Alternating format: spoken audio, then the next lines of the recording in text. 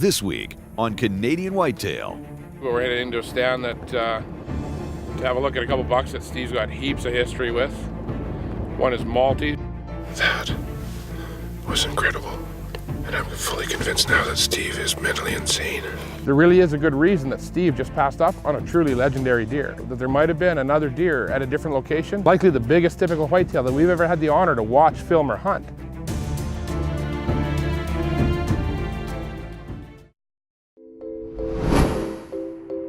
Deer hunting is a lot like life.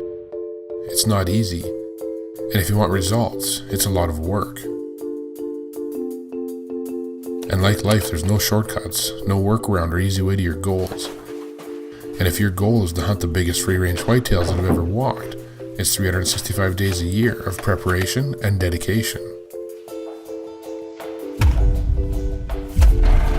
For us, that's all fueled by a passion for whitetails, and to share these hunts and the stories of these deer on film. As do-it-yourself hunters, success means a never-ending cycle of getting ready, scouting, and setting up, until all of that work is not work anymore and it simply becomes your lifestyle and what you do. And you do it so that when the season is finally here and it's time to head in and hunt, you have a chance for that one moment, that 1 second that we all dream about, a chance to experience that feeling that when all your hard work pays off and that giant steps out.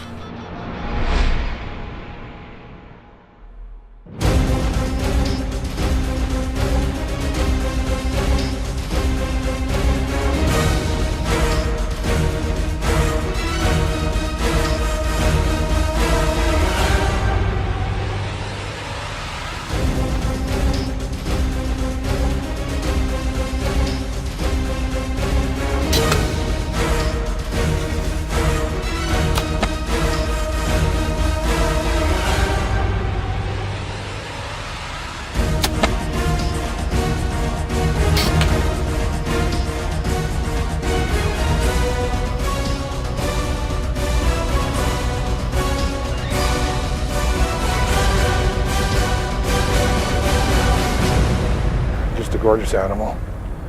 Unbelievable. Incredible deer.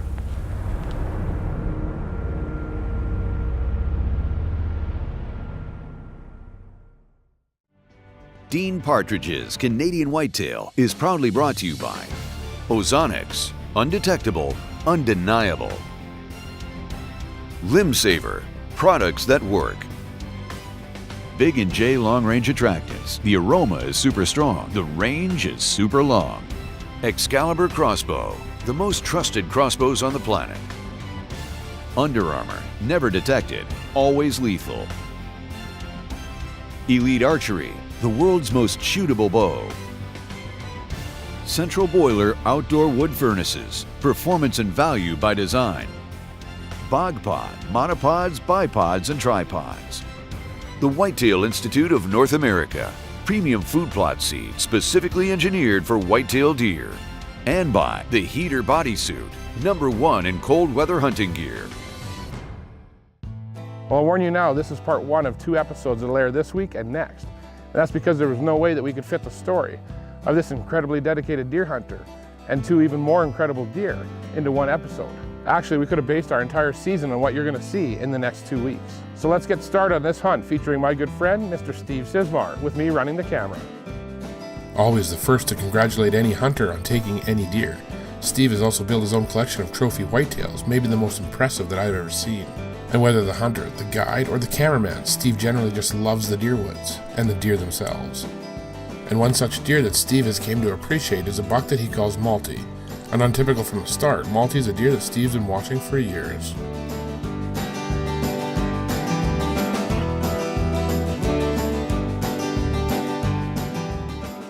We've had the good fortune to film Malty on many occasions, like here back in 2013. Now 2015 and Malty being 6.5 years old, we were headed back in to get set up for the year.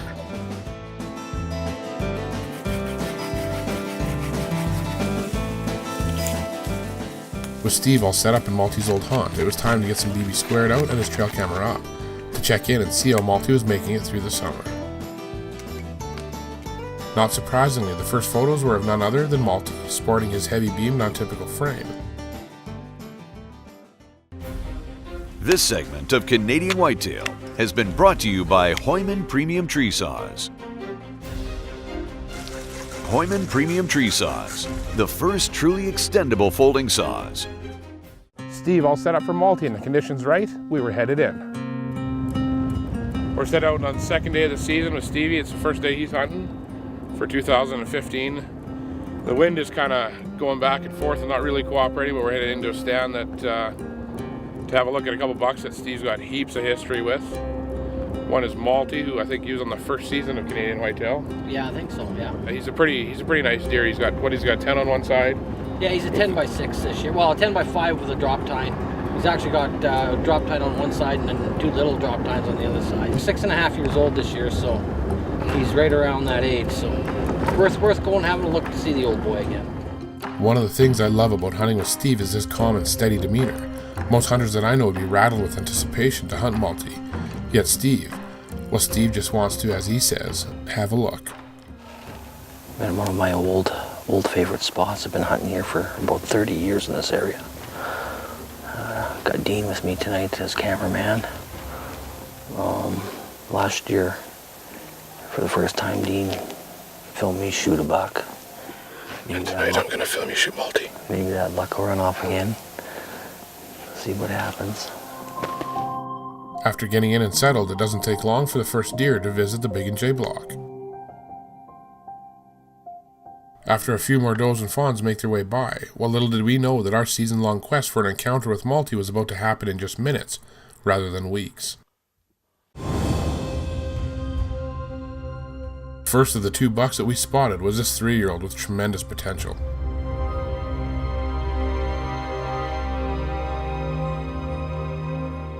Giant tines and long beams, a deer that I'm sure will haunt many dreams in the future if able to survive. As the young buck approaches, I catch movement in the timber behind him, and as I zoom my camera in, I can't believe it. It was the legend Malty himself. Right before our eyes, Malty was coming, and fast, sporting 3 drop tines and multiple stickers on his heavy beam 7x5 mainframe, and Steve was ready. Welcome to this week's Canadian Whitetail Scouting segment. Locate, learn, set up, hunt. Brought to you by Big and J Long Range Attractants. The aroma is super strong. The range is super long. There is nothing that band-aids or shortcuts proper scouting, setup, and preparation. However, there's definitely ways that can sway your odds and add control to your hunting situation. And one of those ways is putting that deer where you want it. You spend hours, days, and even weeks on the setup of a particular buck. But there are things that you can do that take just seconds to help just as much. Let's say you've done all your homework, you've put your time in, you know when, where, and why a buck is traveling and are set up to hunt him. Now, a lot of hunters these days are using attractants, but like anything, there's a proper or better way to use them. And one of those ways is to leverage that attractant to your situation. After you're confident in your spot, place your attractant in such a manner that helps you. If you're set up in a channel, put the attractant where you'd like your ideal shot. If you already know he's traveling that channel, strategic placement of the attractant can add control to that situation to produce the best shot opportunity possible. This can produce a closer shot and also help ensure a standing animal rather than a walking animal, and just provide a better overall opportunity. And if you're already set up in the right spot, adding a quality big game attractant like Big and J can definitely help you put that deer where you want him. This week's Canadian Whitetail Scouting segment has been brought to you by Big and J Long Range Attractants. You're watching Dean Partridge's Canadian Whitetail, North America's premier wild whitetail show. Welcome back. Before the break, we were about to have an encounter with the young up-and-comer and the legendary old buck that we called Malty. Steve was ready, but as I was filming Malty, something changed. I was watching Steve prepare, and just as quickly he unhooked his release and lowered his bow. Now, some may jump to the conclusion that something is wrong, but I know Steve very well, and I knew instantly what was up. He was going to pass. Our hunt for a legend had just turned into simply film of watching and appreciating him, and what an incredibly gorgeous animal he was to watch. They both were, and in this moment we had to absolutely be the 2 luckiest hunters in the deer woods anywhere in the world.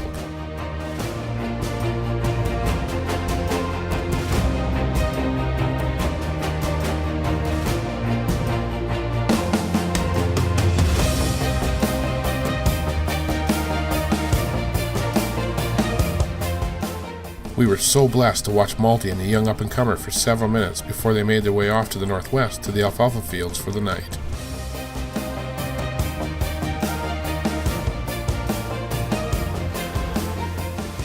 That was incredible.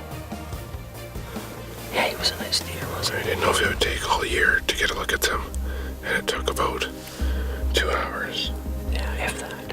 And I'm fully convinced now that Steve is mentally insane and should probably retire from hunting. So I really think maybe you should hang your bow up, take up knitting or something. Okay, so this is where this episode is going to take a big turn. There really is a good reason that Steve just passed up on a truly legendary deer. Now, yes, the majority of that reason is because Steve had spent so much time over the years watching Malty, and in that moment, Steve just felt that the deer deserved a pass. But the other side of that reason is that we might have had an ulterior motive, that there might have been another deer at a different location that we really wanted to have a look at. A deer so incredible that there's no other way of describing him than an absolute heart stopper. And likely the biggest typical whitetail that we've ever had the honor to watch, film, or hunt. And a deer that we simply called Flaxie. Having watched Flaxie since 2011, we were able to see him grow and mature, making gains every year in the antler department, as well as in the area's deer hierarchy. But this year in 2015, well, he was absolutely astounding. Massive big beams, big tines, an absolute stunning deer that had everything that you could dream of on a monster typical 5x5. And like any deer that we hunt, earlier in the year, we had gotten in, set up, and ready. We've hunted this spot for years. There's a spot that always produces good mature deer. There's a buck here, we call him the Flaxfield buck. That's a deer we're really hoping that we can get a look at now, and he's a deer that anybody would be proud to take. And we actually had the blind about 300 yards down this channel, and there's a little bluff before the canola field. But it's public land, and we've got a lot of hunters come through there, and that's not a problem in the early season, but in the late season when the rifle hunters are out, they can drive around here, so quite often we'll get in the blind, and some guys will come driving by, which will ruin the night. So that channel's not wide enough to drive through, so we came through here, we chalked up about 300 yards, and there's kind of a pinch point here because right behind us here is another channel, and these two channels meet right here. So any deer that are coming down the channel, we'd get a shot at, and any deer that are going to come from the south, that are going to come up this channel and go up to that field at dark, we're going to get a shot at. And before, we noticed on the trail camera that the later in the season it got, there was more deer that were coming past the other blind late at night because that pressure was hanging them up in the bush, and I'm pretty sure that this is where they're hanging up, and this is going to be a good spot. Now, a week in the season, and Steve having already passed on Malty, conditions were right to head in for Flaxie. We're about a week into the season, but it's the first good south winds we've had to get in here. And even today it's southwest, which is a little risky, but we got those honest going, and we sat a few times from last year and we didn't get a look at them. However, in July when we were scouting, we managed to pick up his shed. Well, we looked for sheds all spring. There was a farmer had a grain bag a little ways away from here where they were all hanging out. We couldn't find his shed for nothing, eh? Yeah. And we were scouting down over the ridge here, and Steve says right there, and there was one of his sheds. We didn't know if he'd come back this year because like last year, he was a mature deer. And we got set up, I think, in a better spot, and sure enough, he was here right away, and he is a tremendous looking deer.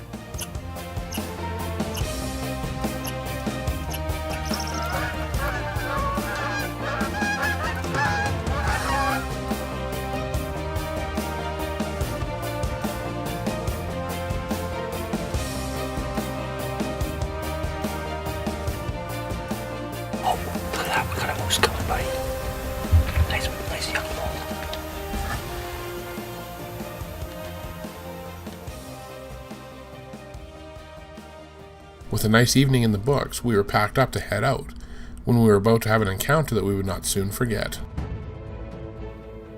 It was Flaxie, and it was way too late to shoot, and our gear was packed up anyway. But if that wasn't bad enough, it was about to get a lot worse. All we were hoping for was to sit tight and let Flaxie by, and then sneak out. But that didn't happen.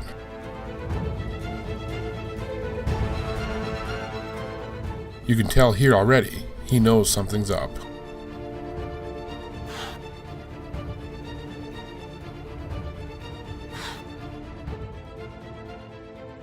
What do I say? We were all packed up. Our ozonics was down, and the wind had gone bad. And the whitetail of a lifetime had just busted us. This hunt might be over. We might be back right at square one. starting all over. It all depends now on what that deer thinks happened. This segment has been brought to you by Central Boiler Outdoor Wood Furnaces. A central boiler easily connects to your existing forced air, in-floor radiant, baseboard, or dual heat system to heat your entire home in domestic water. Central Boiler, performance and value by design. We're back, and Stevie's just getting his stuff set up and ready. We're in early again, and we're just gonna shut everything down and keep quiet. We got in here as quiet as we could. Got a little bit of a drizzle and rain right now. I don't think it's gonna stick around. So 2 days ago, when we had the right wind, we were in here, and the big one that Steve wanted to have a look at, he came through after last night. While Steve was packing up, I managed to get the camera out. We got a little bit of footage of him. He came by us, and right when he got by us, he stopped. And it happened. He nailed us, and Made a fuss. big fuss, yeah. So we really don't know where we're at. We got out. It's been a couple days now. We let it calm down. It just depends what that deer thinks happened. You know, he could come through here tonight in good light, or we may not even be able to hunt him here again. Then he might be done here.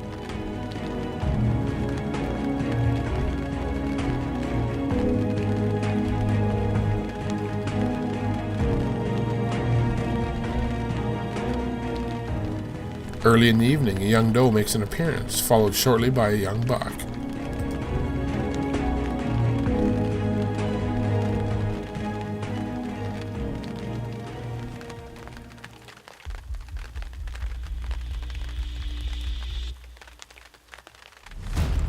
As the evening passes, more deer come and go until 2 does snap up, watching to the east.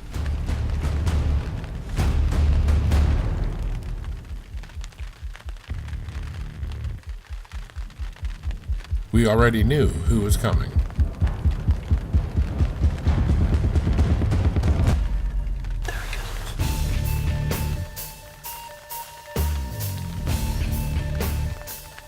Steve, with an unbelievable stroke of luck, was just moments away from an opportunity at redemption as the giant closes the distance.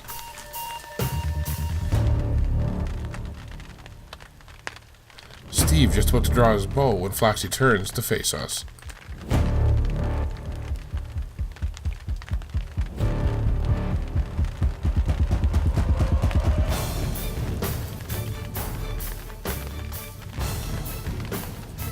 But a burst of wind and hard rain was about to make its mark.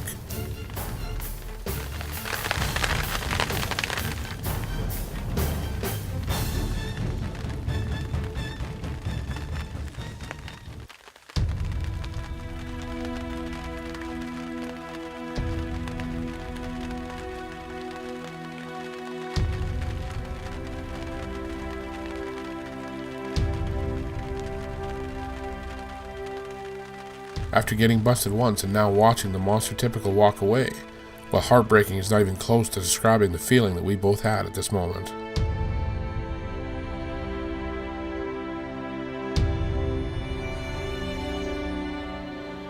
We didn't film a recap in the blind because we either had a really good or a really bad encounter, depending how you looked at it. The good part is the buck, when he busted us the other night, obviously he didn't put together what went on there, so we're still safe and we're still good in our setup. The bad part is he had about 2 more steps before it was go time, and then he swung around and faced the blind, and then a bunch of rain came down and it bothered him. He caught the scent of the does and just followed them out to the field, and That was it. that was that. We snuck out the same way we came in, back to the truck, and we're supposed to get some more good wins this week, so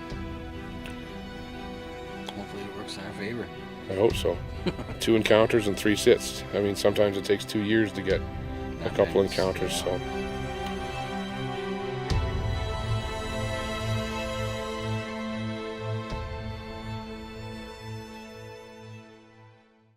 We've said, and everybody's heard me and heard Steve say, that when you're hunting a specific buck, probably your best chance to take that deer is opening day.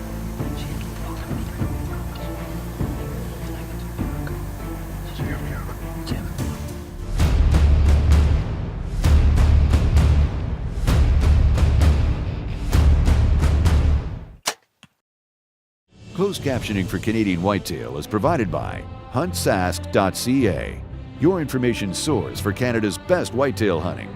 Hunt Saskatchewan, Canada. Canadian Whitetail has also been brought to you by Ramcat Broadheads, hits like a ram, cuts like a cat, Kula Buck, portable walk-in cooler systems, Scott Archery, CBE bow sights, and Black Eagle arrows. Canadian Whitetail has also been brought to you by these fine sponsors. For exclusive content, follow Dean and the team on Facebook, as well as on Instagram and Twitter @WhitetailDean. For Canadian Whitetail gear and apparel, visit CanadianHuntShop.com.